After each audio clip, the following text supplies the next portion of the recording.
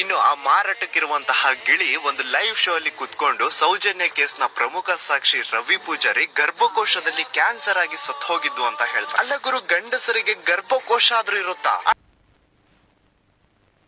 ಸ್ವಲ್ಪ ಈ ಕಡೆ ನೋಡು ಕಂದ. ರವಿ ಪೂಜಾರಿ ಅವರು ಆತ್ಮಹತ್ಯೆ ಮಾಡ್ಕೊಂತಾರೆ, ವಾರಿಜ್ ಅವರು ಆತ್ಮಹತ್ಯೆ ಮಾಡ್ಕೊಂತಾರೆ.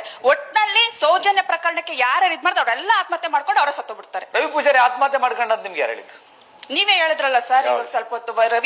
ರವಿ ಪೂಜಾರಿ ಅಲ್ಲ, ವಾರಿಜ್ ಅವರು ಬಿಟ್ಟು ಆತ್ಮಹತ್ಯೆ ಮಾಡ್ಕೊಂಡ್ರು. ವಾರಿಜ ಮೇಡಮ್, ವಾರಿಜ ಕುಟುಂಬದವ್ರು ಹೇಳಿದ್ದಾರೆ ಅವರಿಗೆ ಗರ್ಭಕೋಶದಲ್ಲಿ ಒಂದು ಪ್ರಾಬ್ಲಮ್ ಇತ್ತು, ಬಾವಿಗೆ ಬಿದ್ದು ಆತ್ಮಹತ್ಯೆ ಮಾಡ್ಕೊಂಡು. ಕೇಳಿ, ಗರ್ಭಕೋಶದ ಕ್ಯಾನ್ಸರ್ ಇತ್ತು, ವಿಪರೀತವಾದ ನೋವು.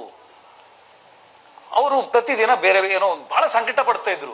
ಆ ನೋವನ್ನ ತಾಳಲಿಕ್ಕಾಗದೆ ಬಾವಿಗೆ ಧುಮುಕಿ ಆತ್ಮಹತ್ಯೆ ಮಾಡ್ಕೊಳ್ತಾರೆ. ಆ ಸಂದರ್ಭದಲ್ಲಿ ಅಲಿಗೇಷನ್ ಮಾಡ್ತಾರೆ, ಇದು ಆತ್ಮಹತ್ಯೆ ಅಲ್ಲ, ಇದು ಕೊಲೆ ಅಂತೇಳಿ ಮಾಡಿದ್ದಾರೆ ಅವರು. ಮತ್ತೆ ಪೋಸ್ಟ್ ಮಾರ್ಟಮ್ ರಿಪೋರ್ಟ್ ಆಗುತ್ತೆ, ಮಂಗಳೂರು KMC ಹೋಗಿ ಆ ರಿಪೋರ್ಟ್ ಅಲ್ಲಿ ಇದು ಬಾವಿಗೆ ಬಿದ್ದು ನೀರು ಕುಡಿದು ಸತ್ತಿದ್ದು ಅಂತ ಬರುತ್ತೆ.